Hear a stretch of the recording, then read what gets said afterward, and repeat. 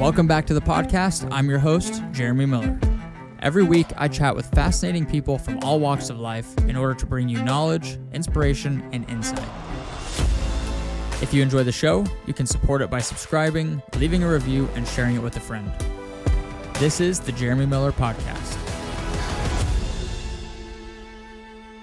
Stash. I love the stash, man. Dude, it's my new thing, and I'm like, I can't even imagine being without it now. Not having it? That's so funny. How long have you been growing it for?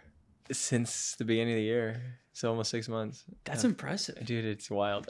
Dude, it'd take me like 6 years to grow something like that. It's so silly. It's like the concept of a mustache is so funny. It's just like hair on your upper lip. Like, wow, why? How weird. Yeah, I remember when I was like 12, that's when I first started to get hair on there. I thought I was such a badass. Oh, yeah, me like, too. Oh, I'm a man finally. Yeah. Mitch Ammons, welcome to the podcast, dude. I'm freaking pumped to have you here. Heck yeah, glad to be here. Dude, it's not every day you get to sit down and chat with the fastest runner in all of Austin, Texas. Well, I'll tell you that statement right there makes a couple people mad, but I'll own it. I'll own it. Fastest. Who would be a runner-up? David Fuentes. David Fuentes. Okay. Are you faster, like by the numbers? So his most recent marathon, he just ran 4 seconds faster than my marathon. So he's now faster. Was it the same race?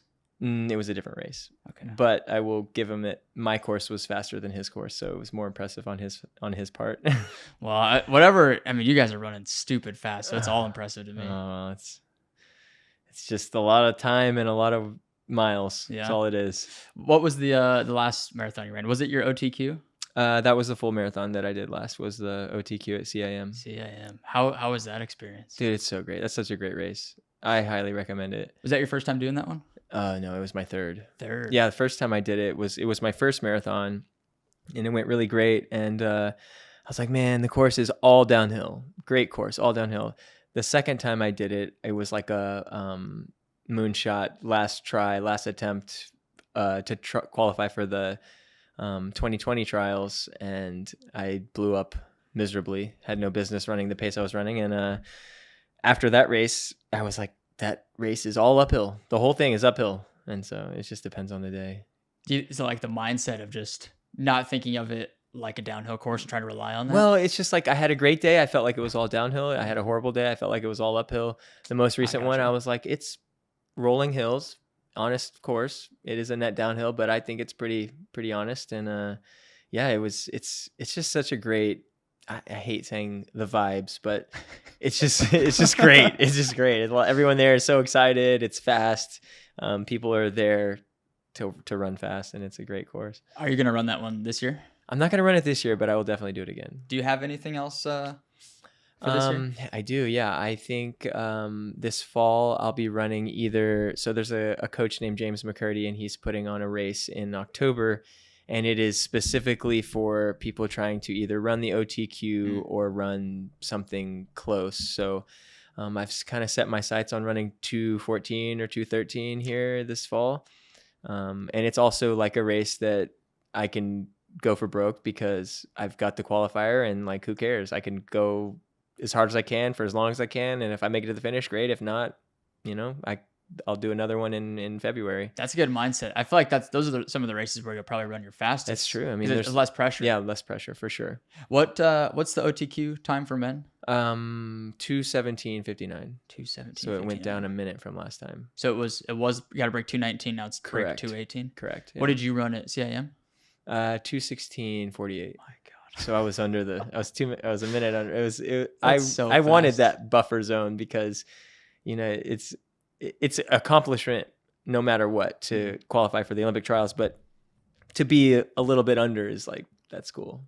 Dude, and a minute when you're running that fast, a minute in a marathon. It was a bit, yeah. That's a lot. It was a lot. Yeah. I mean, it doesn't seem like a lot over the course of 26 miles, over but 2 hours, man. but, and yeah. At this point, like, shaving off a minute is just going to be hard, but I've got an ambitious goal. I've learned set ambitious goals, set goals that are just like at the time feel outrageous and impossible. And I mean, that's what I've done every time so far. And I have ended up kind of knocking them off and moving on to the next one. That's amazing. I feel like also when you do that, even if you come a little bit short of that super ambitious goal, you're probably way further ahead. Right. Oh, totally. Yeah, absolutely. It's like you can't, yeah, that is exactly how I feel about it.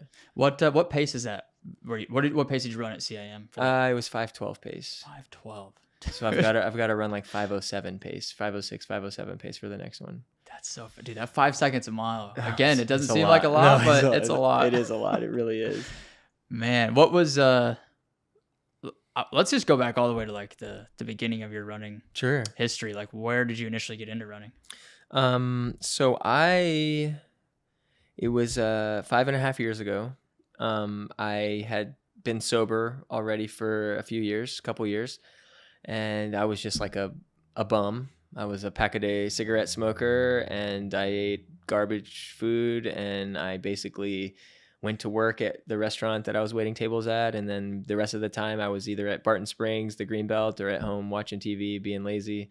I was kind of in this, like, I wanted to change things about me. I mean, obviously because of like getting sober and everything.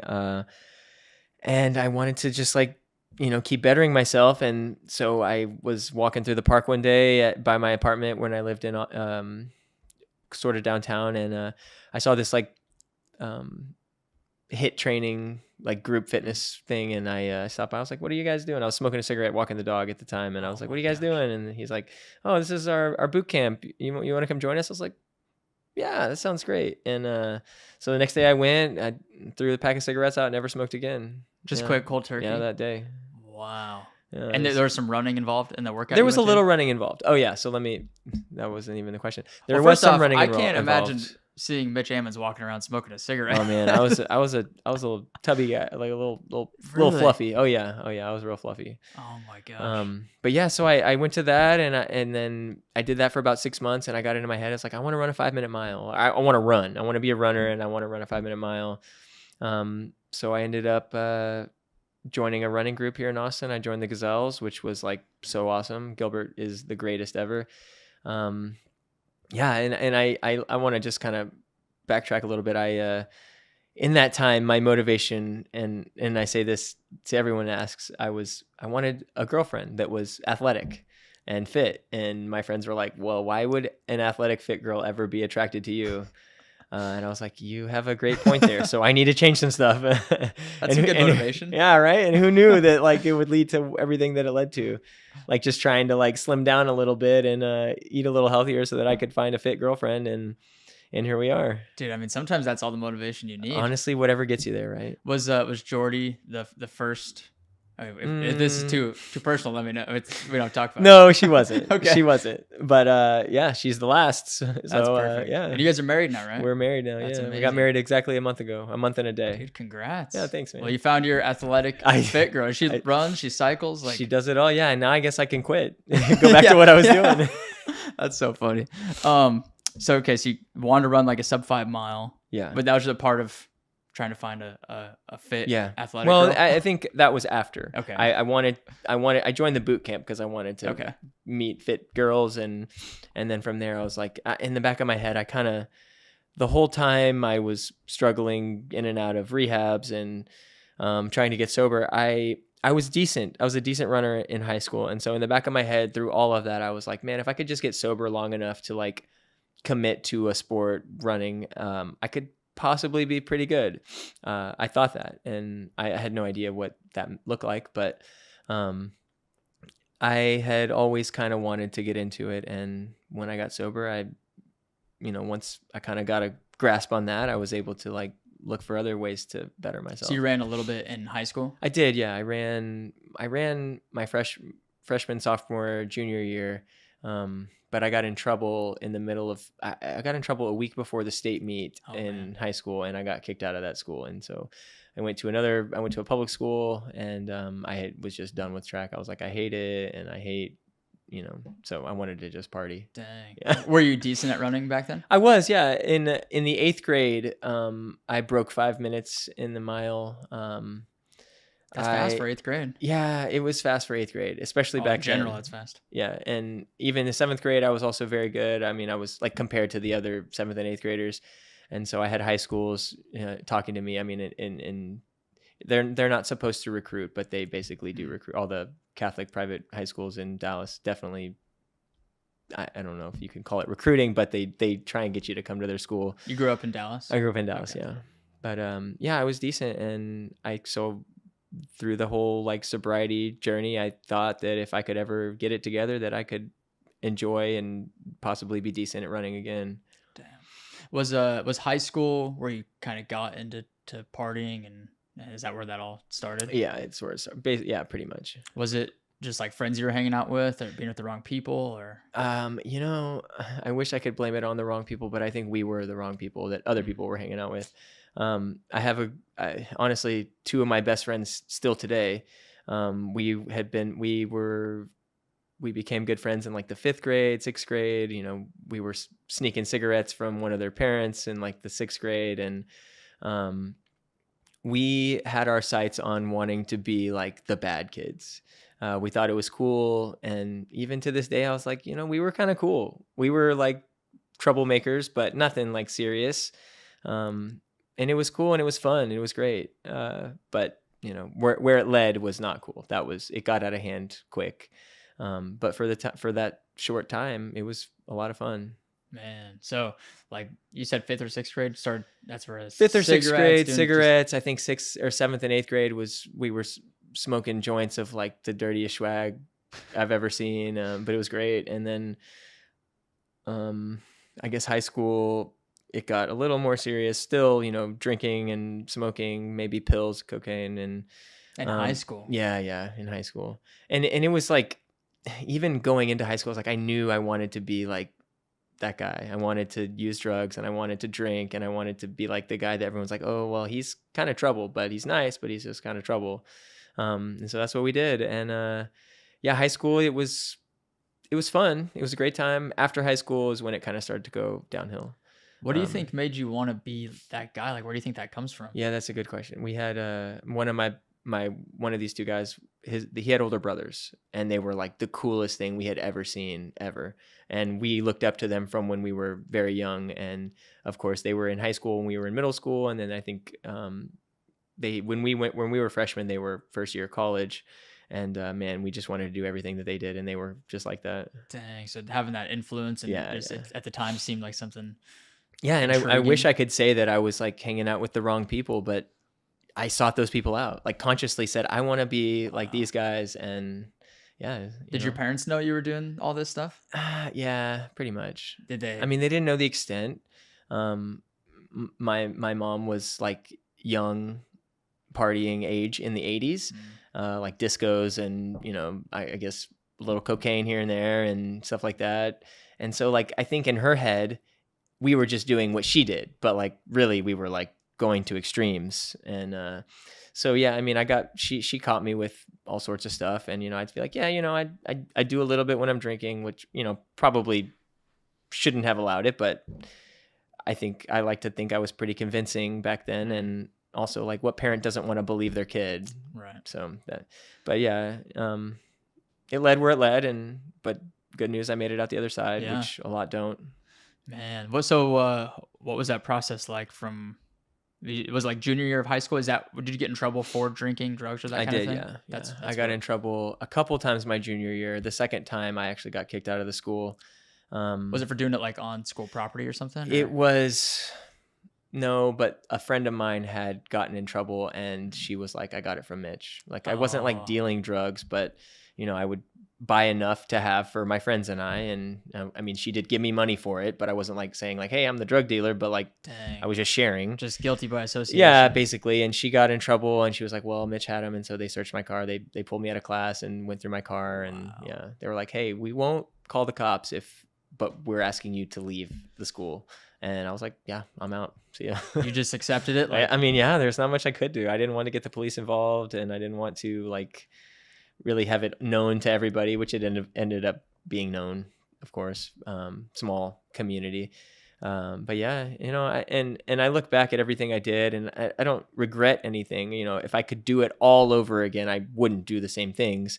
But I don't regret what I did, because it's made me who I am today. And I think I have an advantage in that my outlook on life is just, nothing is ever going to be as bad as it was. Mm-hmm. and I'm talking like from the time I started getting sober till when I actually got sober, that was awful. It was just every day was just horrible. Basically just using to not be sick. And it is just, you're a slave to this drug.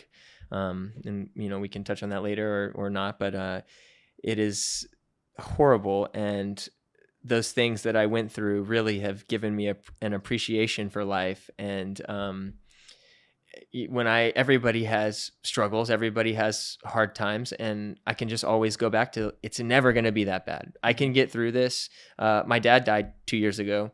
I thought for sure that was going to be something like losing a parent that would take me out.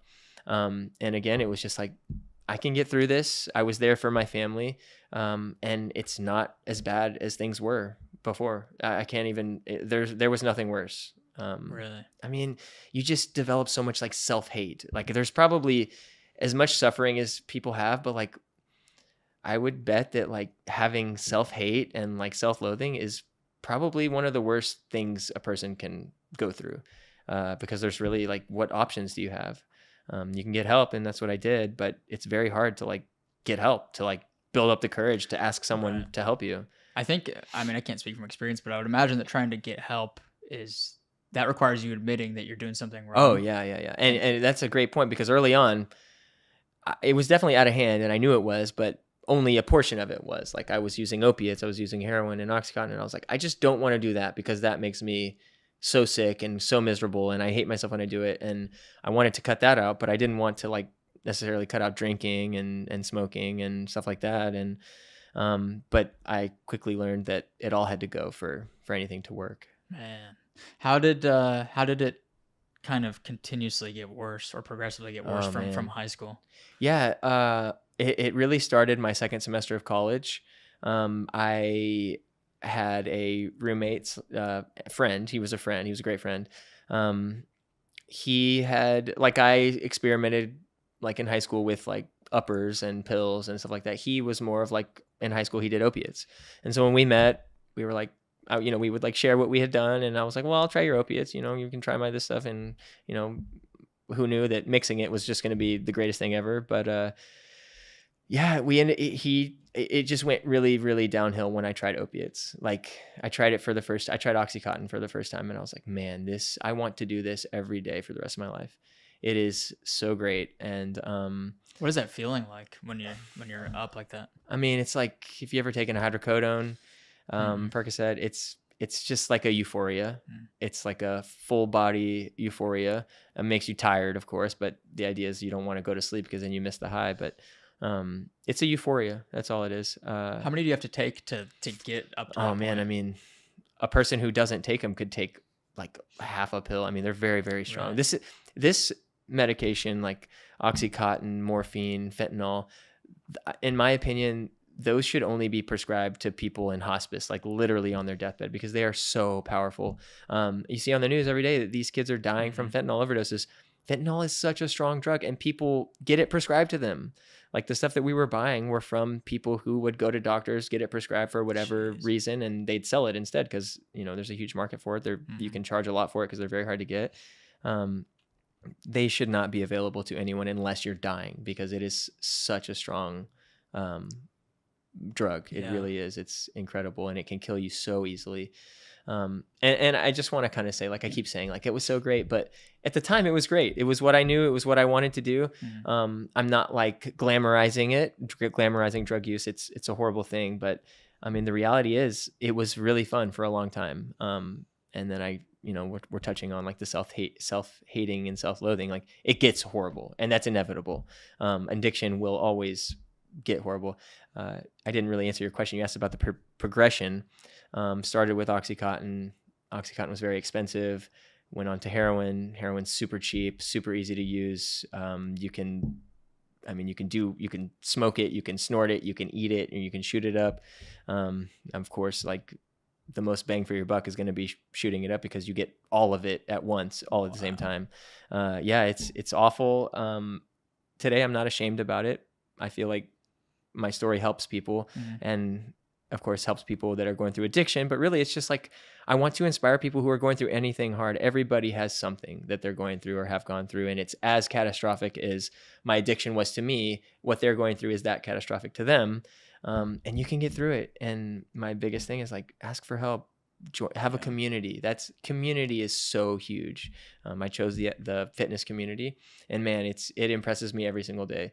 Like you and I, like we have different fitness aspirations, but like at the same time, like we're the same. We work hard, we wake up early, we work hard, and we do the best we can, and that's what we have in common, and that brings us together. I think that's I remember the first like interaction I had with you. I think I replied to one of your Instagram stories. It might have been after CIM or something, or I maybe wish you luck or said how insane it was, how fast you're running, and your only response was like, we all work just as hard. Yeah, I mean, that's like, the truth. Yeah, you're an Olympic trials qualifier. And you're like just having the humility to be like that and not be like, oh, I know I'm way faster than you. I probably worked way harder than you. Yeah. But instead, you have the reverse, the more humble, modest mindset, which is. So I try and mention this too, is like I do work very hard, but a lot of people work very hard. I'm very aware that I have the genetics and I have talent. So someone who's working it may not be that someone who works as hard as I am can get to where I've gotten. It's just the cards I was dealt, but at the end of the day, we're all working hard and we're all doing it for the same reason. I don't do it I love competing, but I don't do it for that. I do it to make myself better. I do it to set a goal, accomplish that goal, move on to the next one. The gratification I get from that is just so enormous, and it's really translated into everything in my life, my career, my friends. It's taught me patience, and things that are worthwhile take a long time to get to. But yeah, like we're the same. We want to just do better every day. When what year did you graduate high school? 2008. 2008. And then how long did that journey last for? You mean like from 2008 until sobriety? Yeah. Oh, I mean, I got sober in 2015. 7 years of that. Yeah, 7 solid years of being miserable, pretty much. How long did it take for it to become miserable? Because you said it was good for a little bit, right? Yeah, and then it dropped off. How long? When I mentioned that second semester of my freshman year of college, that first semester I had like cleaned up my act a little bit. I went off to college. I was like, I've got to do college. Like I only get one shot at this. Fortunately, my parents were paying for it. But I have this one shot. And I was like, I got to clean my act up. So I went to college with the mindset I was just going to drink, and I was just going to drink on the weekends, and it was only going to be beer. And I did that for about 6 months. And then around, I guess it was like November or something or maybe October, towards the end of the semester is when I started trying opiates. And within like a couple months, I remember the first time I had like a withdrawal symptom, and I had no idea what it was. I was sick, and I thought I had the flu or something like that. And I went and picked up some pills, and I got high, and I was like, I don't feel sick anymore. What is going on? And I was like, whatever. I moved on, didn't think anything of it. Wow. And then like later on, like another week went by, and I had run out, and it was not a big deal because I was like, I'll just get more later. I wasn't like worried about it. I wasn't to the point where I was like a fiend. But I had gotten sick, and my friend was like, dude, that's what opiate withdrawals are. And I was like, oh, this is horrible. Worst thing I've ever felt. Jeez. Yeah. So very quickly after trying it, I was like, really, I think from the day I tried it, and from then on, I did it every day. Every single day. And I mean, that's how I used. The first time I smoked marijuana, I guess it was a little slower progression, but I smoked every day. I used every drug I basically used every day. Wow. And it happened, it sounds like within a couple of months to where the withdrawals started kicking in. Oh yeah. I would say a month or 2 months. That's so fast. And from there until I got sober, it was just a constant cycle of, I'll start with where it started. I would get high, and then I would have to just maintain. Basically, my whole day went into like finding the drugs I was going to use so that I wouldn't be sick. And that was waking up every morning, and that was the routine. How am I going to get money? How am I going to get drugs? How am I going to, be okay? And from there, I mean, that was a cycle that I would run out of money, or I would get in trouble, and then I'd go to rehab, and then I'd get out of rehab, and I'd be sober for a little while, and then I'd be like, well, I want to drink, or well, I want to smoke. It'll be okay. And then inevitably I'm right back, shooting up heroin and cocaine or meth or whatever. And it was just a cycle over and over and over. I think it was like for those 7 years, I basically went to rehab once a year, sometimes twice a year. Did you check yourself into rehab or No, never. That's kind of interesting. An interesting concept. There's a lot of not opinions, but people will say, hey, you're not ready till you're ready. Well, I wasn't ready.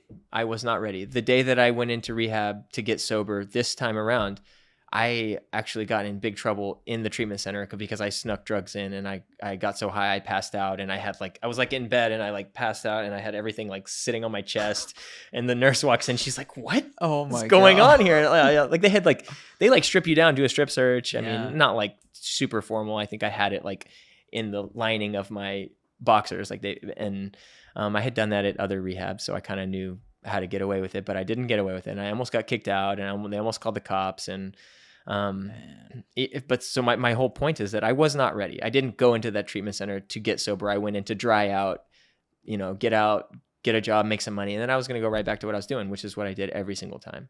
How many times did that happen? 6 or 7 times. Jeez. Yeah. But my point is, I wasn't ready to get sober, but I got sober. Yeah. And I did it sort of out of spite. Like, okay, you guys are telling me that if I do this 12-step program and I work with others and I do the things that y'all are asking, that I'll be sober. If I do it to the best of my ability, I will get sober and stay sober, and I won't obsess about using drugs. I was like, look, I've tried everything, but you know what? I will give it my all this time just to prove to you that it doesn't work. And then I'm sitting here right now and I can tell you that it works. Really? So that final time where you went through that 12-step thing. Yes, correct. That truly did it. Yes. And the only reason you did it was to prove to them that it wasn't going to work. Yeah. Absolutely. Wow. And I was like, I'll give it a shot for a couple months, and if it works, then great. I didn't like. I wanted. Here's what I say. I wanted to want to quit. I didn't want to quit, but I really wanted to want to quit. I can understand. Yeah. That And so I was like, you know what? If it makes me quit and want to stay sober, then that would be fantastic. But I just don't think it will. Wow. Yeah. What was it? I mean, I don't know what the 12-step program, you have to go through the whole thing, but like what about that specifically do you think was finally able to switch something? I don't know. I could talk about the 12 steps for hours and hours and hours, but it's something that we like to keep anonymous for other people's sake. Yeah. So I don't want to get too much into it, but it's basically just like the first part of it is admitting, yes, I do have a problem, which was easy. That's actually the first step. I have a problem. I knew I had a problem for a long time. The second step is the second portion of it is like thinking maybe there's something out there stronger than me, whether that's the universe or God or whatever it is. There's something out there. There is something out there stronger than me. I don't know. I don't care to have it explained to me. I do know that there is at least a possibility.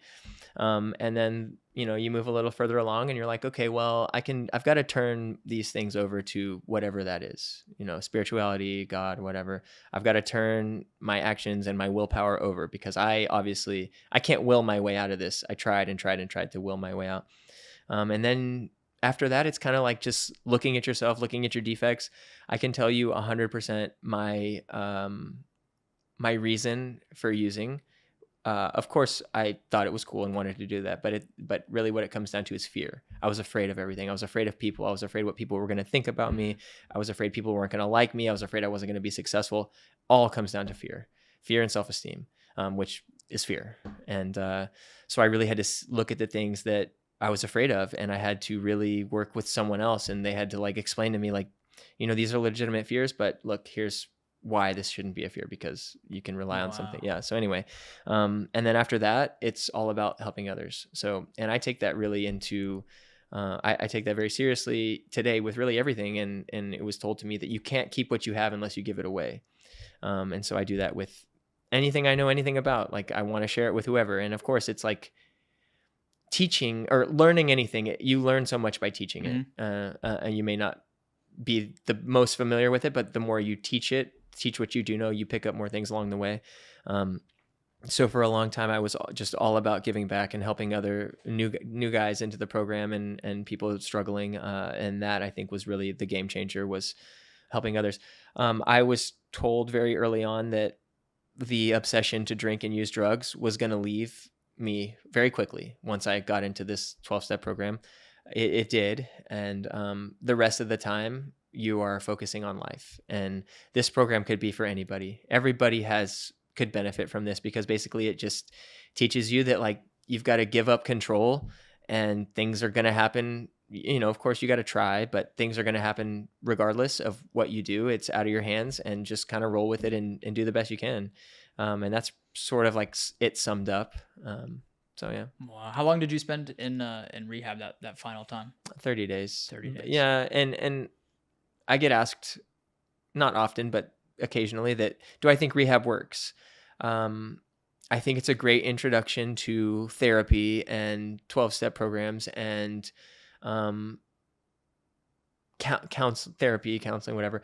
But the biggest thing is that, because once you've been once, you've kind of had the intro, but the biggest thing is like the separation.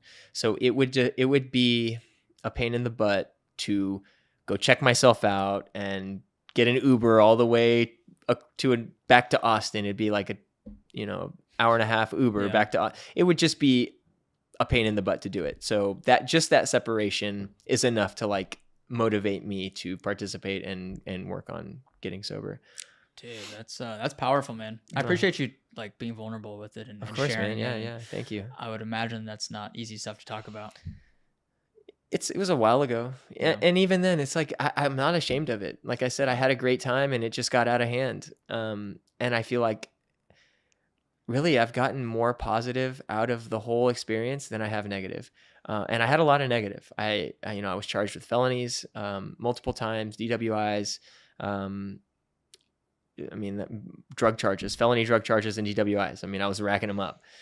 Fortunately, I was able to get out of everything. I have no felonies or DWIs on my record, but there was a time I wasn't sure. And even with all of that, losing friends, of course, that happened often. Right. It happens still today. Every time I'm on Facebook, I see another person that I knew who has died of a drug overdose. Jeez. Yeah. It's really there's 3 routes. You die, you go to prison, or you make it. And not many people make it sober. That's tough. There's like a whole nother world out there that we don't even think about on a day-to-day basis. Sure that people are struggling and going through that kind of stuff. Yeah. How long did it take from like that 30-day final rehab to when you were walking through downtown Austin and went to that HIT class where you finally found some fitness and running? So I think it was about 2 years. I think it was 2 years. So the first year was very hard. It's just so different. And I can go back to that fear thing. I was afraid of everybody. I was afraid to say hi to someone in the street. Like I was just so nervous and anxious and afraid of people, which is interesting because my first job in sobriety was waiting tables.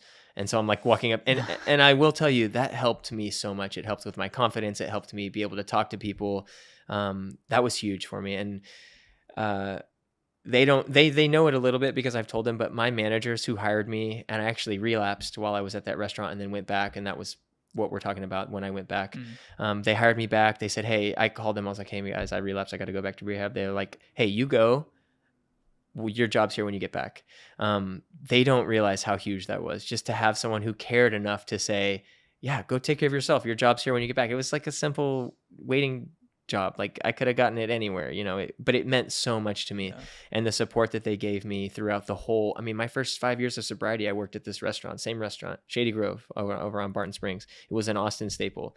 My managers there I love them so much, and they're great friends today. I've worked with them in other jobs as well since then, but it was so huge in early sobriety just to have that little bit of support. They don't have any idea how much it meant to me. Just that bit of confidence. Yeah. Dude, that lack of confidence, I feel like, is what gets so many people. Oh, big time. Because it's a scary thing when you feel like nobody likes you, or you can't go out in public without having that anxiety. Oh yeah, that was me. Oh yeah, that was me. Do you feel like the drugs and alcohol, did that give you like a false sense of confidence at all? Yeah. Or it was just kind of an escape? That was it. No, that was it. Either it gave me a false sense of confidence, or I just didn't care. I just didn't care what people thought. I didn't care about whatever was happening. I didn't care anything externally. I didn't care about it as long as I had my stuff. I was good. I'll go ahead and say this, but I see Austin has a lot of unhoused people. I was never homeless. I always had somewhere I could go back to, my parents or whatever. I did sleep on a lot of couches and stuff like that. I've probably spent the night on a sidewalk once or twice. But I would have been completely content living under a bridge as long as I had my drugs. Wow. For sure. Hands down. I know that for a fact. It just so happened that people that I knew and I had my family to fall back on. But if I'd have been homeless, as long as I had enough money to get my fix, I was fine. I didn't care at all. That's how powerful that. Yeah, that's how powerful it is. That's scary, man. Yeah. I feel like, unfortunately, that's, I think statistics would show that that's a big chunk of the homeless population is the opioids and fentanyl and these drug addictions. Like, they might have had like a back surgery. They get hooked on these pills. Yeah, absolutely. And 6 months later, they're homeless. Correct. That is 100% how that goes. And again, it goes back to where I was saying these pills should not be prescribed to people unless they're dying, because they're so addicting and they're so powerful. And really, you get them from your doctor. Yeah, they're covered by insurance. They're cheap. Once that ends and you're addicted, you got to buy them off the street, and they're very expensive on the street. And then what's not expensive is heroin. So it's like every heroin addict for the most part I know started with opiate pills. I mean, that's where it starts, and hydrocodone, and that goes into Percocet, and then that's Oxycontin, and then you're doing fentanyl or morphine, and then heroin, because heroin's cheap as hell. It's a slippery slope. It's scary, man. Oh man, and it's just crazy that you have a knee surgery and they prescribe you Oxycontin. That is just, it blows my mind because it's such a powerful drug. Jeez, man. What was it like? Well, I guess here's a question. I'm curious about, like, how often do you think about those dark days where things were really tough? Yeah, that's a really good question. I don't think about the bad times, which is actually a downfall, because if I could just only remember the bad times, why would I ever go back?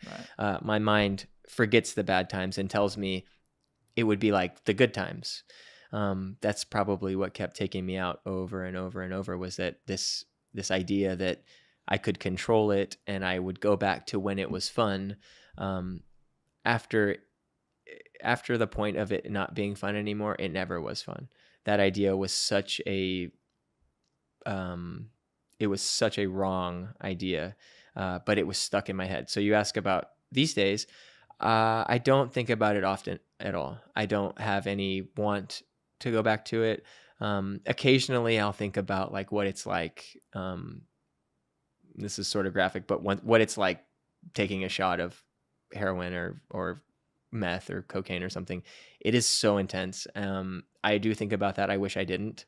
I wish I could just erase that memory from my brain. But I am so much better now at like playing the tape through, like, okay, yeah, it's great for a day, and then I'm hooked, and then I use it every day, and then I'm right back to square one so quickly. And so many times I tried, like, just use one time or just use over the weekend, but it's the first time I use. After that, it's every day, all day, every day. Gosh. From then on. I can't, no matter all my willpower, there's nothing I could do to control it. Wow. And I tried and tried and tried. That's tough, man. It's wild. Yeah, man. It's crazy what the brain will do. And I know people don't understand it and they think it's a choice, which it was a choice at one point. But I had a psychiatrist do a presentation for me one time, and he said, like, the part of your brain that tells you that you need to eat, you need to drink water, and you need to like the necessities of life, the drug addiction takes over that part of your brain. And I can tell you that is 100% true. I didn't care if I ate. I didn't care if I had shelter or something to drink. Like, if I had my drugs, I was fine. And that's all I needed. And it was an obsession. I would obsess until I got it, and then I would run out, and I would obsess until I could get more.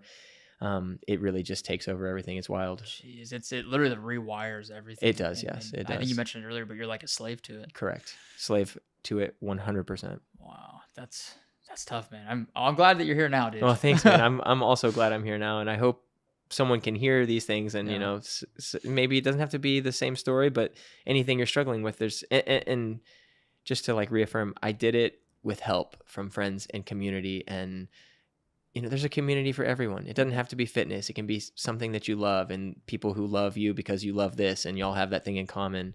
That was so huge for me in sobriety. What was that journey like getting into running after all that? Man, one of the most accepting communities I would say that there is. I don't really have experience elsewhere, but I just know, like, I walked into a running store and I met two of my best friends still today, Pam and Ryan Hess. They own the Loop Running Supply. Mm-hmm. And I said, hey guys, like, I don't know anything about this, but I need some running shoes and I need a group. And they like set me up with Gilbert. And then, I give them a lot of credit for introducing me to some of my best friends today, just because I walked into their store and said, hey guys, I want to be a part of this. I've met all of my best friends today, basically, except for like the ones that I've had forever, have something to do with running and fitness. And at some point I can be linked back to that first day. That's cool. Dude, the running community, I mean, we're definitely biased a little bit, Mm-hmm. but yeah, there's truly no other community like the running community. It's just so welcoming and encouraging. It really is. People talk about times and paces and all that stuff, but nobody really cares. No one like cares. You're doing your own thing. Correct. And you're just happy if somebody else is out there making themselves better too. Right. We're out there where you get really close to people because you're out there suffering together. Mm-hmm. And I mean, yeah, and I will also just comment on the Austin running community is just really the fitness community, man. Like the guys at Squatch and the gyms and all. It's just such a great community. I'm actually grateful for my whole drug addiction, the 7 years that were awful and the decade that was pretty bad as well, because it brought me to where I am. Like the friends that I have and the communities and just like the people that I know.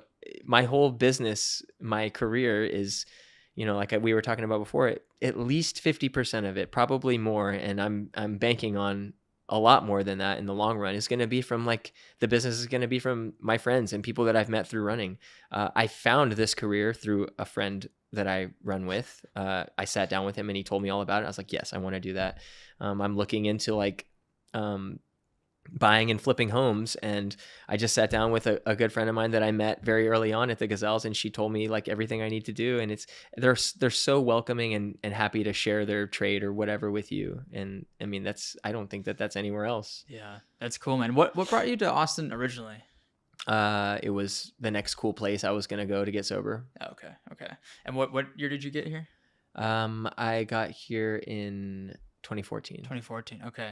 So you've kind of seen it go through some crazy changes. Yeah. Because I've only been here for about a little bit over a year. Oh yeah. But dude, I love Austin so much. I love it so much. It's amazing.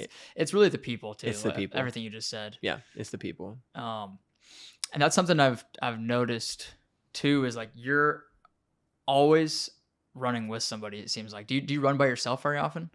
Not very often. I honestly hate it.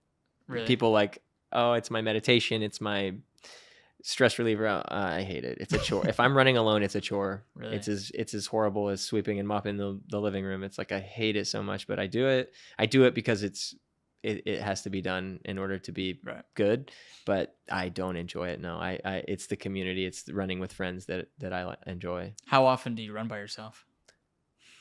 I wouldn't even say once a month. Really? That rare? Yeah. Always with somebody for the most part. That's cool. Yeah. Man, I got to get out more. I'm kind of the opposite. I run most of the time by myself for the reasons you mentioned of I like the solitude and the meditative aspect of it. I wish I had that. But we're all different. Yeah, right. I think, I don't know. Most people love it. Most people love doing a couple runs a week at least by themselves. Yeah. I don't. I'm coming around to running with people more because I used to avoid running with people as much as I could. Huh. I don't know if it was ego or I was I don't want to slow down and run at other people's paces. I don't know what it was. Yeah. But I've been there. I felt like I couldn't do my thing if I was with people. But now I think a lot of it's probably ego. I just am getting rid of that. I'm okay, go and be a part of a community and run with people and talk. And like you mentioned, it's those are some of the most powerful, vulnerable conversations you have. Oh yeah. When you're out on a 20-mile long run or something and you're all kind of hurting and not feeling too good, you're an open book. Yeah, absolutely. And I think that's why such deep relationships are created through friends that you run with, because, well, not only that, but you spend a lot of time together. I mean, an hour and a half every morning is basically like you're sitting down across from them and talking to them, because you're not doing anything else. You're just running and passively exercising and then talking. There's nothing else to do but talk. Yeah, exactly. At some point you're running out of things to talk about. So you got to get a little bit more personal. Yeah, it's true. That's cool. What was the first race back into running? Yeah, that was CIM. No, that's not true. I did Cap 10K. Cap 10K was my first race. What year was that? Cap 10K 2019. Okay, so sobriety started 2015? Correct. And then took 4 years before you did a race. Yeah, 2019. Dang. But it was only 2 years of running, right? Because you said 2017 is when you started getting back into it? No, it would be, I started 2018. I started in December of 2018 is when I started running. Okay. And then that next March or April, I did Cap 10K, and then I did a half marathon that following June, and then I did CIM that following December. Do you remember some of your times from those races? I do. It's interesting. My 10K was 36:50 or something, which is like 5:55 pace or 5:58 pace. And then my half marathon was 1:16:40 something, and that is 5:55 pace or 5:58 pace, somewhere in there. Mm-hmm. And then my first marathon was 2:36 something, and it was 5:55, 5:58 pace. Dang. And so from 2019, were those 3 races? That was all that year, yeah. To 2023. I went from a 10K to a marathon running the same pace, yeah. That's incredible. Did you think at that time that you'd ever get to where you are now? Oh, no, not at all. I thought, no. When I ran 2:36, I thought I didn't know there were people better than that. I was like, this is probably going to win races, right?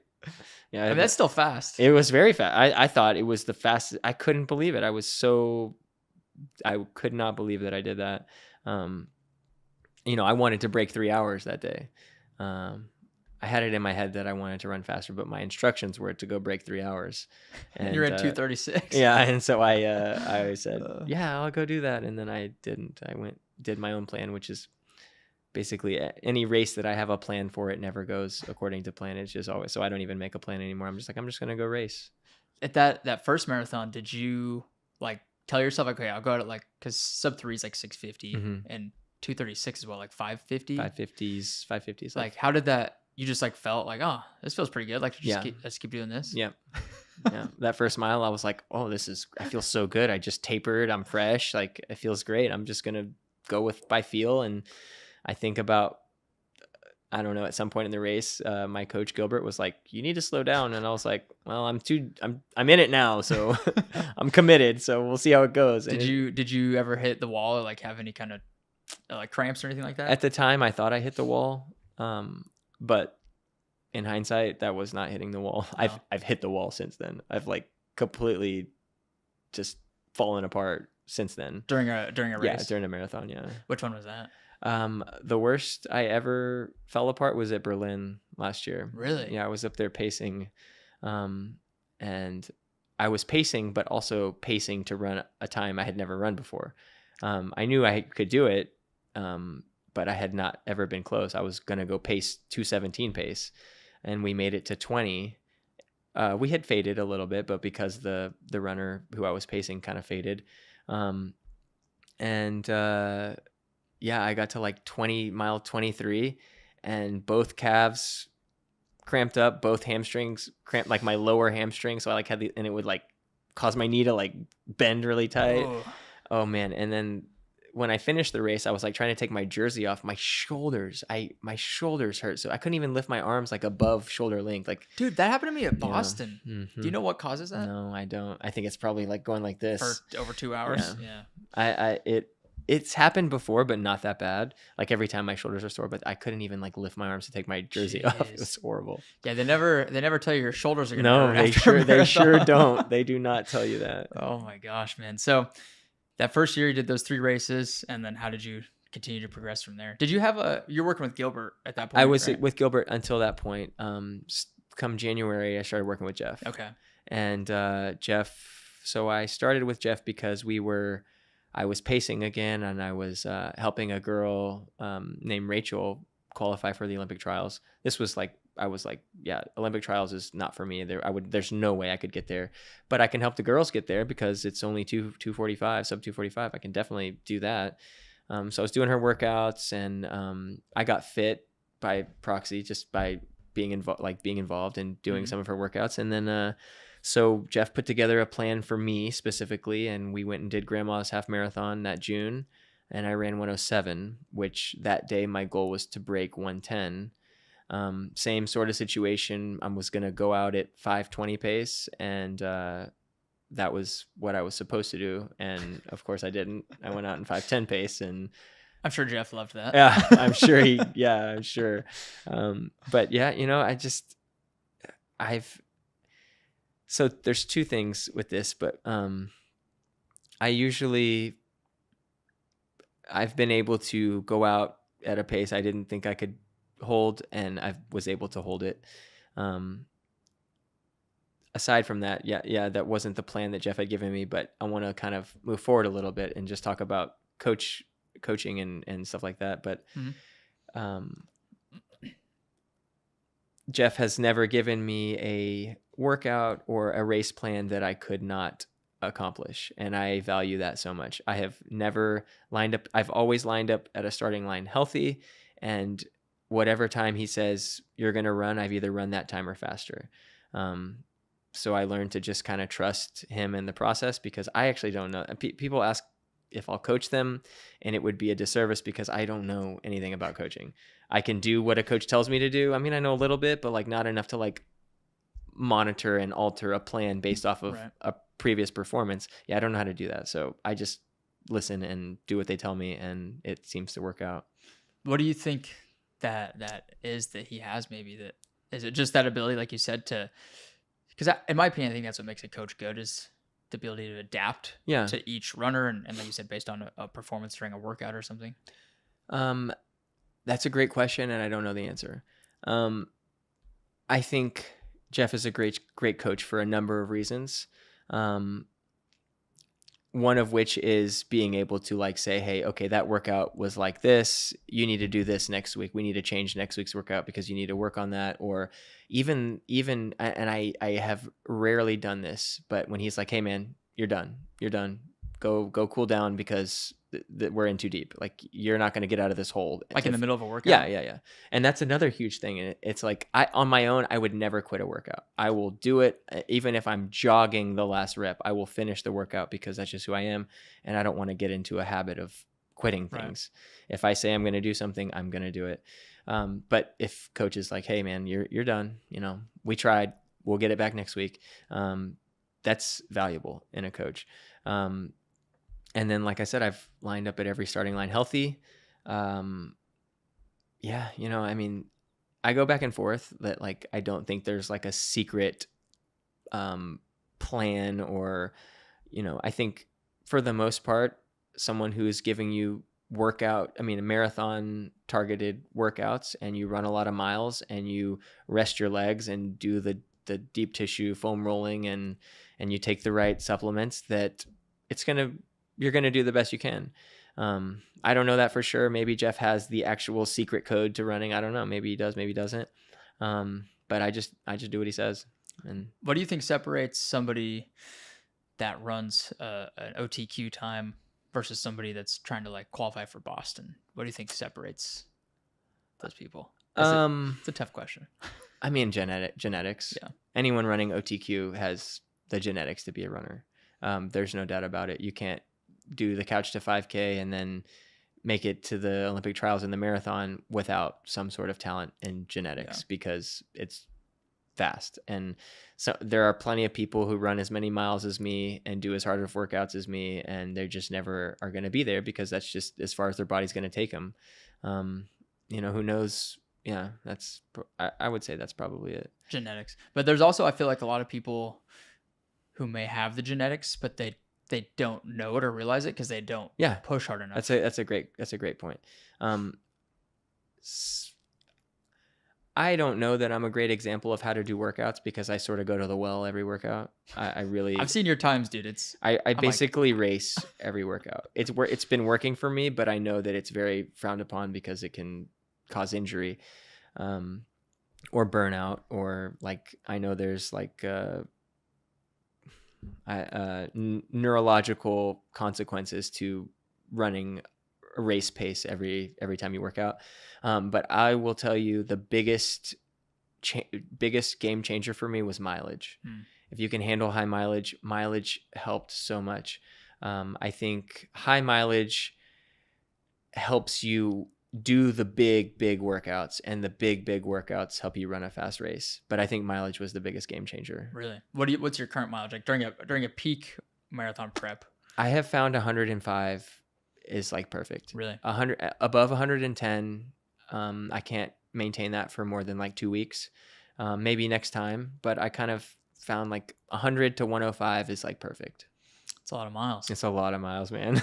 It's awful. When you did that first AM, do you remember how many miles a week you were running?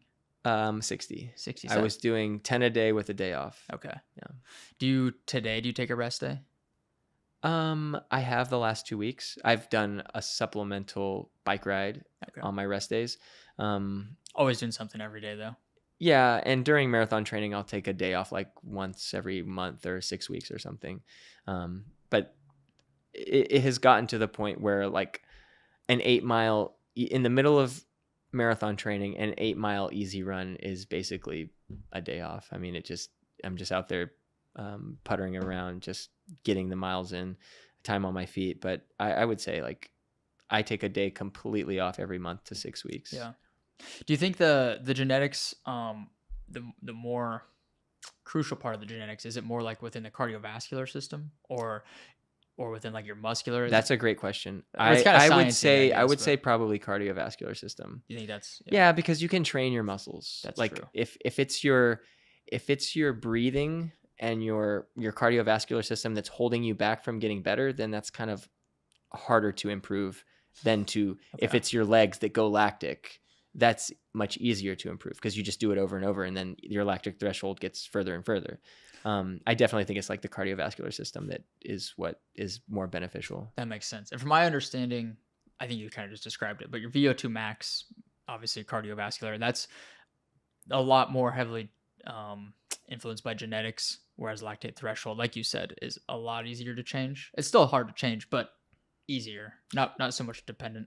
Right. And the only reason, and I don't know this for fact, but the only reason I think this is because what has always held me back, like in a race, like when I blow up or whatever, or when I'm at the end of a workout and I'm really hurting, it's not my breathing that's holding me back. Of course I breathe hard and my heart rate jumps up to like 190 very quickly, but that's not what's hurting me and holding me back. It's my legs. It's my legs that are always, and obviously the longer you train your legs, the more miles you do, and the years you stack up running miles, your legs get stronger, and it's really just getting used to it. It's not even getting stronger. They're just used to the mileage. And I think that's the biggest like catalyst to make you better. And being able to recover faster Yeah. after the workout so you can come back the next day. Right. Which therefore allows you to put on more miles. Exactly. Yeah. Do you do much strength training? I try to. I've seen you ripping deadlifts a few times. Yeah. I'm sure it's great to watch from all you guys that know how to lift weights. I mean, I don't know how to lift weights. Yeah. But yeah, I try to because I think it's great for injury prevention. And I also think when I'm doing heavy weights and heavy for me, but like I do like barbell squats and deadlifts and lunges and stuff, I don't feel my form breaking down later in the workouts. So I feel strong all the way through the workouts or races. When I'm not lifting, man, I sort of like, if it's a 10-mile workout, like the last third of it, I feel like I'm like flailing. I feel like I look silly and my legs have just like given out. But when I'm strong, that is completely different. I feel like, and I look at these runners, these like Olympic track runners, and man, throughout the whole race, their form doesn't change. Right. When they are the last lap of whatever race it is, they are going as strong as they were on the first lap. And I think that they do that because of lifting weights. I think there's a lot to be said about the muscular endurance that you get from strength training. Yes. Not just like building strong muscles, but the endurance at the muscular level. Absolutely. Is that common with elite? I don't hang out with a lot of elite runners. Well, is that common? I have had the opportunity to train and hang out with a lot of like Olympic caliber world like competitive on the world level I have got to see what they do and be with them through it and see their coaches and what their coaches tell them.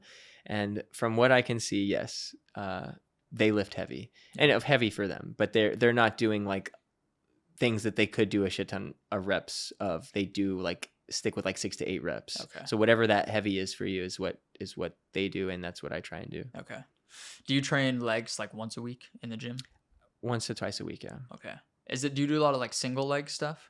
I try to. I don't, but I try to. Yeah. It just takes longer, and it's just harder. Yeah, do both sides. Yeah, exactly. It takes twice as long. No, I try and do like when I get there, I start with back squats with the barbell, and then I'll do lunges, and then I'll do deadlifts.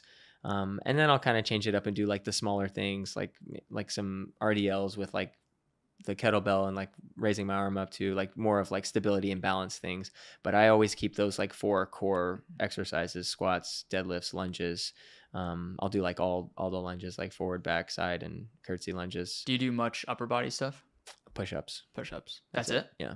Do you do like pull-ups or anything, or just push-ups? Just push-ups. Just getting a ripped chest. Lately, I've wanted to like I've kind of been training shoulders. Okay. Not lately, but before lately, when I haven't been to the gym. Like I quit going to the gym like a month ago because I had a race, and then I just never went back. But I was really trying to train shoulders because I just want to have like ripped shoulders because it looks so good.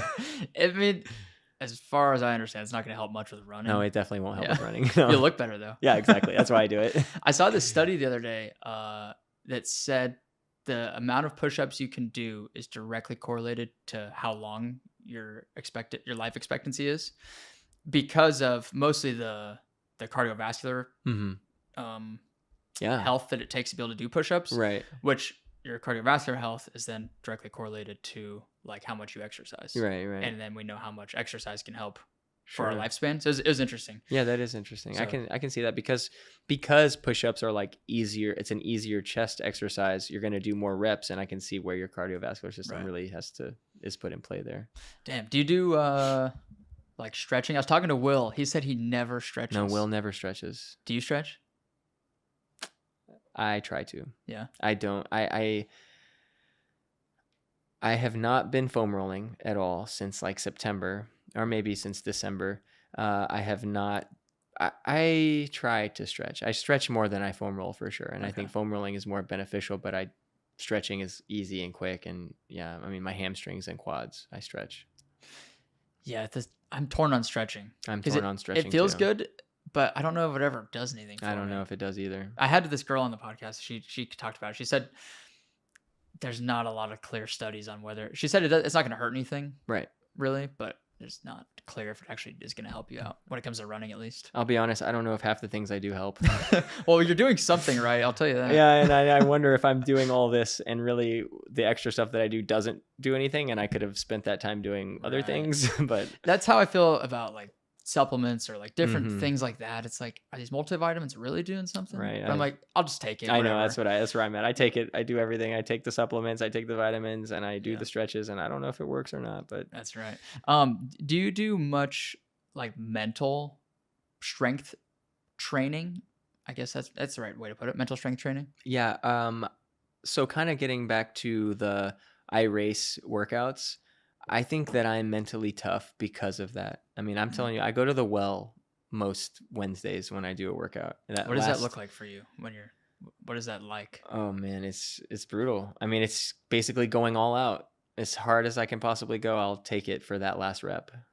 Where's your mind at when you're in that moment?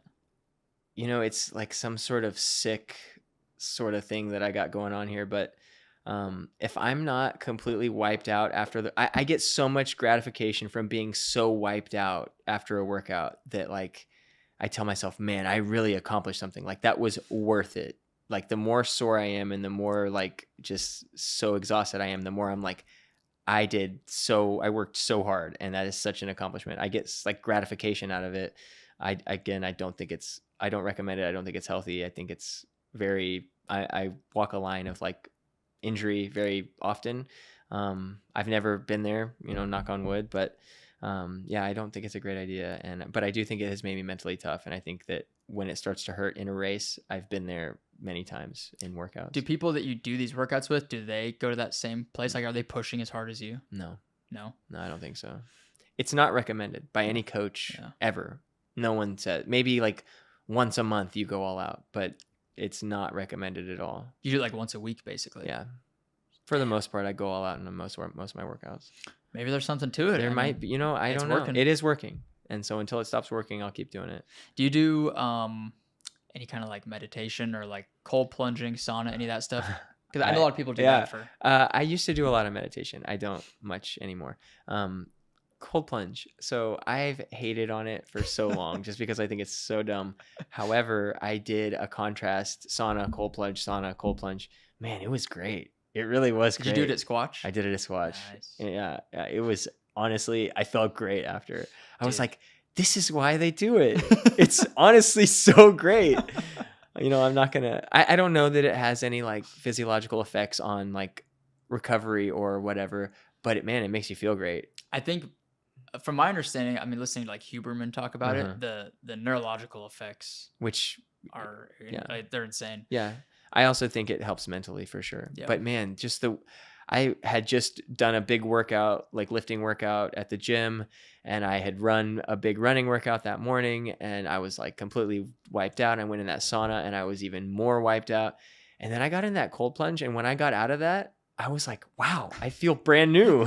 It was incredible. Dude, I have one at my house. I know you do. Yeah, I do it pretty much every day. Dude, really, honestly, like, I hate it because it's in my head so silly, but man, it really works. What do you not like about it so much? Just is it like because it's like mainstream? Yes. Okay. Yeah, the whole TikTok. You probably hate everything I do then. I don't hate that you do it. I just wouldn't do it because I think it's silly, but it works for you. I mean, obviously you've got a great following of it works. I know that it works. Now that I've tried it, I know that works, but I'm talking about all the mainstream things. Like, they're only mainstream because they work and because people like it and because it's interesting content. Yeah. If I was offered, hey, I'll give you this cold plunge for free, you can keep it at your house, I'd be like, yeah.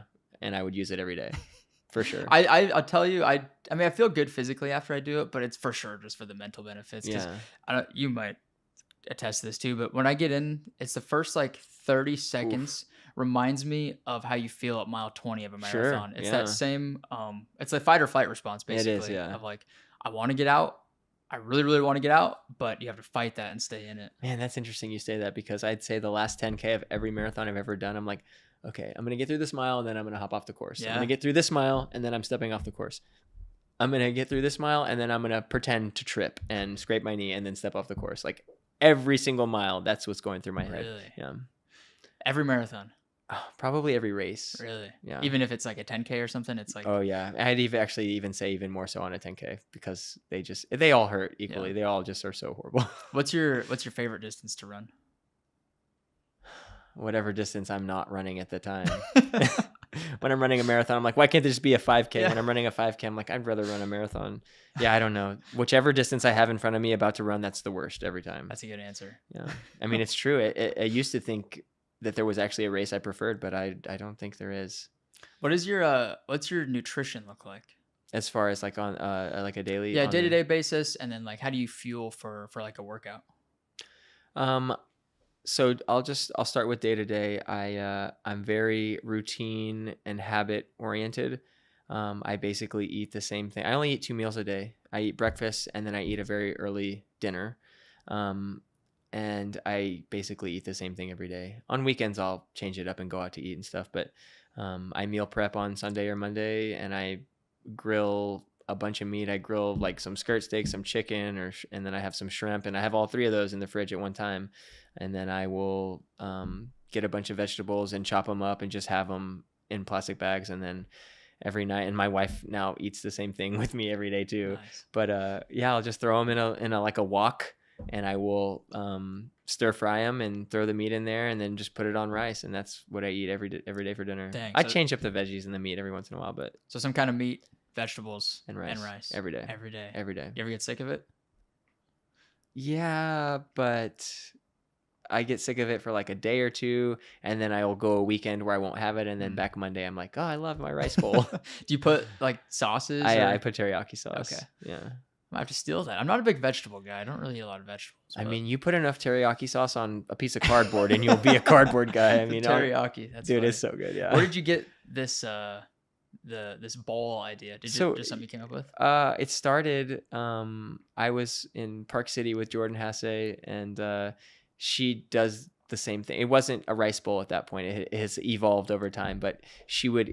We were roommates up in Park City, and she would eat the same thing every day, and she would eat a big salad with all sorts of veggies and then a bowl of rice, just a plain bowl of rice, or with cheese or something, with mozzarella cheese.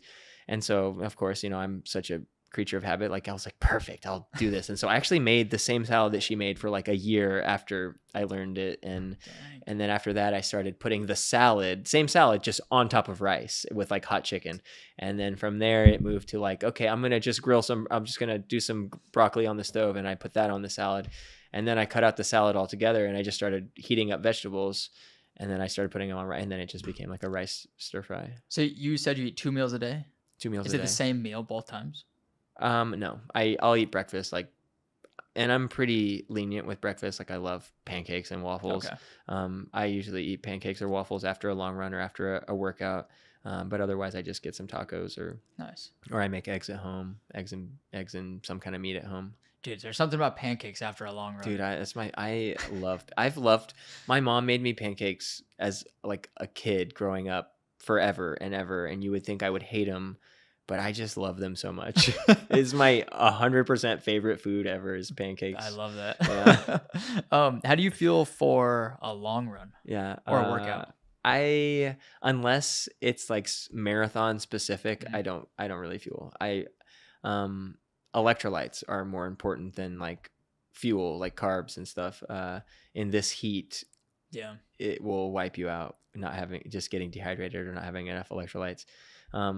But during marathon training, I will, before a workout, I'll usually start with like a carb drink mixed with electrolytes, like 90 minutes before the workout. And then during the workout, I will drink electrolytes and just take like a performance gel throughout. Do you use Morton gel? I use Morton.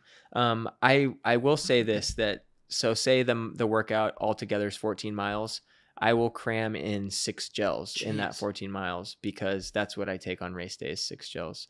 And I think that has benefited me hugely because I can take down gels like nothing on race day. Really? So just the habit of it. Well, it's the habit, but like just getting your stomach used to it.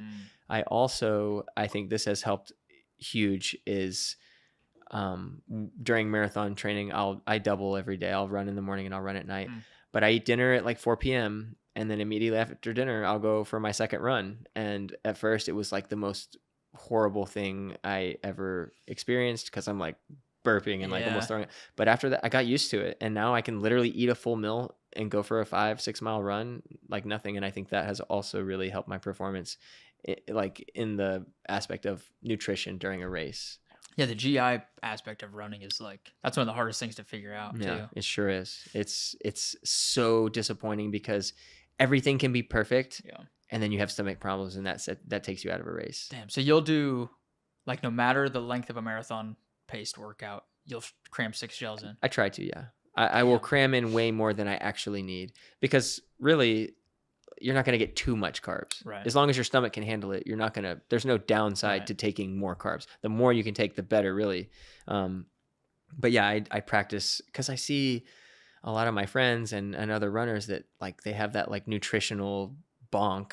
Yeah. And it's like, man, it can be avoided, just taking in calories during the race. Damn. And so practicing that has been very important because honestly, my biggest fear on race day is that my stomach's going to hurt and I got to stop and go to the bathroom. Yeah. I might have to steal that tactic because I feel like, dude, that's one thing I always realize towards the end of a prep when you're on like a 22 mile workout or something and you're taking a lot of gels. You're like, this is a lot. Yeah. It's horrible. And it makes your stomach feel horrible afterwards. But I think it's pretty necessary if you want it to go well on race day. Nice. So you said you have a marathon later this fall? Yes. And it's like a private marathon, basically? There are pretty strict qualifications to get in. Basically, you have to have a time that reflects that you could potentially run the Olympic trials qualifier. But there will be a huge group trying to do that, but there will also be a decent sized group trying to go for something a little quicker. But the advantage is it's like a 3-mile loop. Oh, Which wow. honestly sounds horrible, but it's just so controlled. Like you can Yeah. control, it's a 3-mile loop. Everybody in the race gets like accommodations like bottles. Nice. and it's just very controlled. It's flat. It's going to be fast. There's going to be pacers. It's just a race that I can just go try and go for something crazy. Where is that at? It's going to be in upstate New York. New York. What month is that? I believe it's the first weekend of October. Okay, so you're probably getting ready to go back into a build for that, right? Are you kind of always in a build for the most part? No, I think the biggest difference, whether I'm in a marathon build or not, is mileage. Like right now I'm doing like 60 miles a week with a day off. And the marathon, I mean, the workouts are also a little shorter, but I think it's like a summer, like base phase, basically. Okay. Like we're doing hard workouts, but nothing that's going to like, wear me out too much. And of course my mileage is much lower, so that makes a huge difference on like my day-to-day tiredness.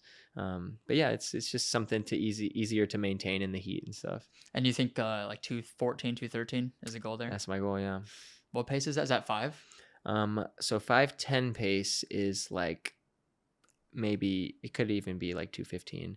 No, I think 5:10 pace is going to be 2:14 high, but I'm going to be aiming for like 5:07 pace. That's so damn fast. Yeah, it blows my mind. Honestly, like my last marathon pace blows my mind. I'm like, how did I do that? Dude, it's super impressive, man. And all these things, like as unsure you sound about all of them, like clearly you're doing a lot of things right. Well, I don't know how. I just listen to other people who have done it. And that goes for literally everything in my life. I see people who have what I have or have what I want and do what I want to do, and I just ask them questions and I just do exactly what they say. That's powerful. That's why I'm talking to you right now. 'Cause I'm like, how do I run a OTQ marathon? Yeah, well, talk to your coach because he'll know he'll be able to break it down a little better. No, I think that's a super important point though. Is like that's the fastest path to success. Like find somebody that's doing what you want to do and just surround yourself with those people. Right. Ask them questions. Absolutely. More often than not, they're going to tell you exactly how they got there. They are, and they're 90% of the time super willing to tell you or enjoy telling you because they're proud of it and they want to share it. This is how I'm proud of where I've gotten in running. I love talking about running. I'm proud of where I've gotten in sobriety. I'd love to talk about sobriety. My career, I love talking about real estate. That's, I could talk about it all day. That's awesome, man. When are the Olympic trials? February 2024, like first week of February 2024. Okay. So you'll have like 4 months. So probably right after that fall marathon, you go right into the prep for that, basically. Correct. What's the goal there? Do you have a goal set for that? Yeah. So I know that some may be like, that wouldn't be their A race because obviously, I mean, it is a long shot for me to make it to the Olympics. Not impossible, but everything has to be perfect and I have to like pull some crazy time out of my butt to make it happen, but it's possible.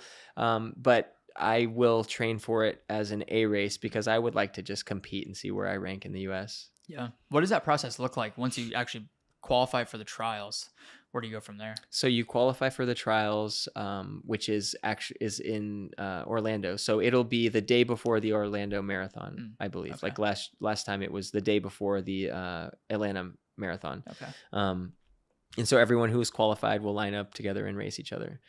So basically the OTQ is you've qualified to race in the race that the top 3 runners go to the Olympics. Top 3. Do you know how many people will race in that? I don't. Last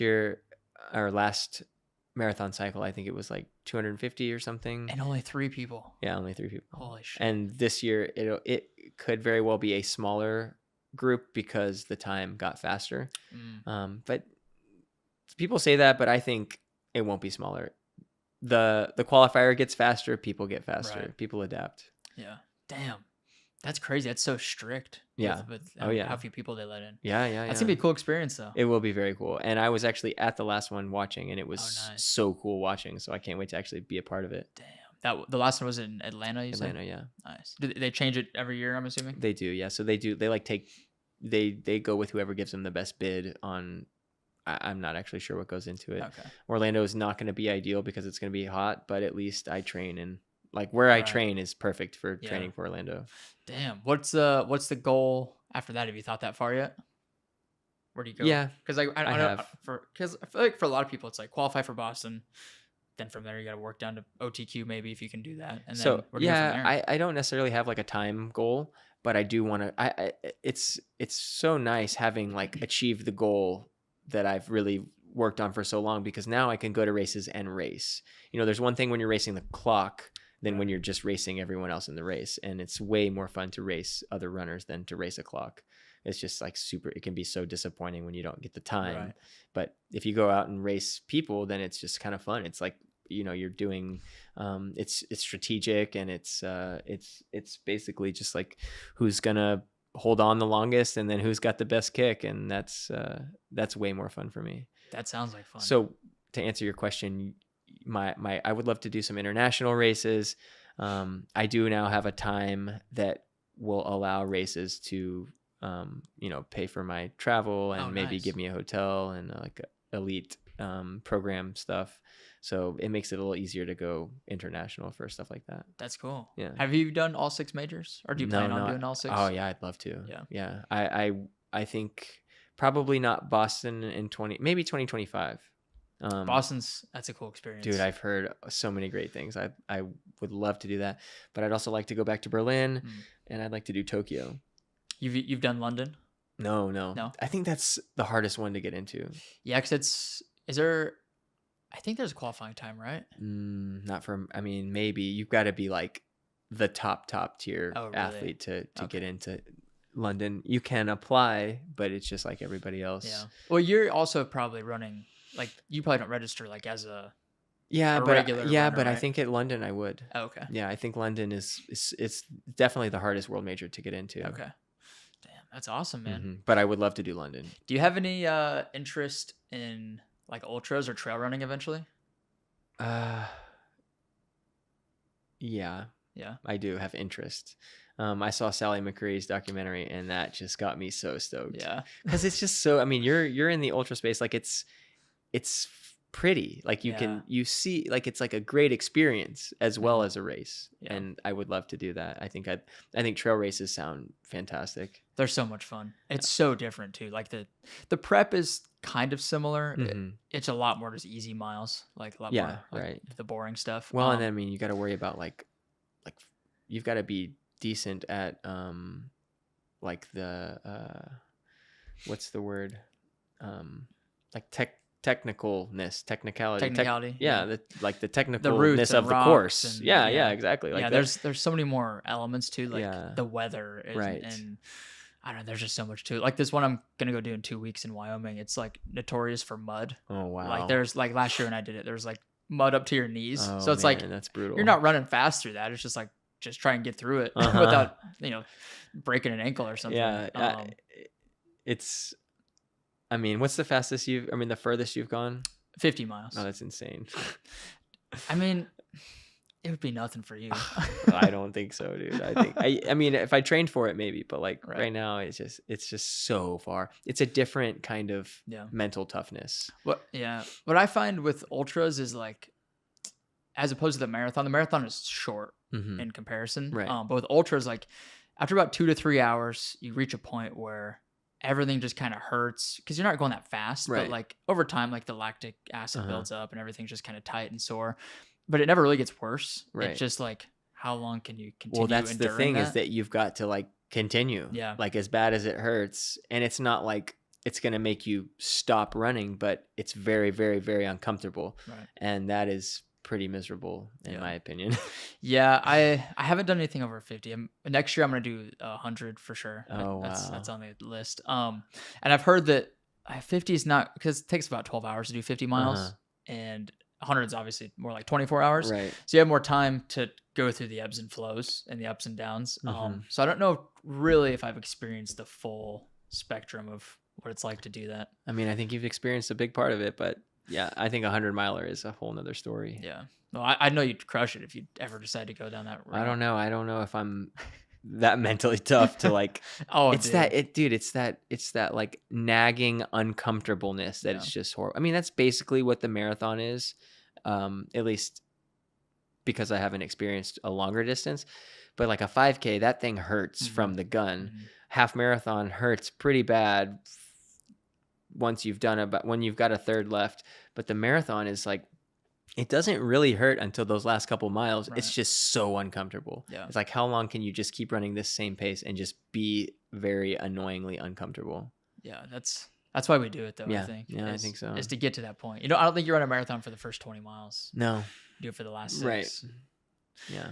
Well, man, what's the one last question? Sure. What is the like ultimate goal for Mitch Ammons? Do you have like a grand vision for where you want things to go? Yeah, no, I have no idea. I know I love running right now, but I'm also super interested in other sports like cycling and CrossFit. And so I don't know, I am going to really have to evaluate after where I'm at after the trials, because I kind of want to like give it a go in cycling, and I've always wanted to be a CrossFitter. I do not love being this skinny little twig.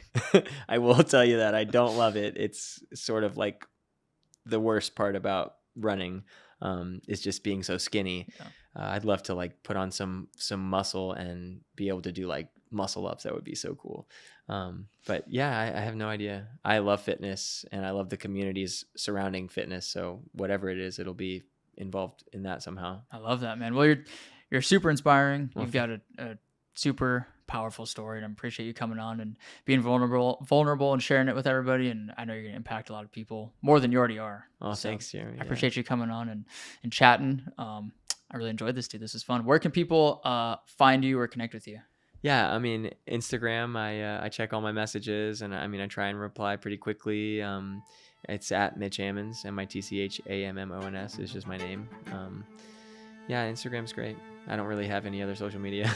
Beautiful. You don't need it. No. You just go out and run fast. That's all you need to worry about. Yeah. All right, dude. I appreciate it. Yeah, thank you, Jeremy. On. Yeah. Thank you so much for tuning into the show. If you enjoyed this episode, please make sure to subscribe to the channel, leave a review, and share it with a friend. We'll see you in the next one.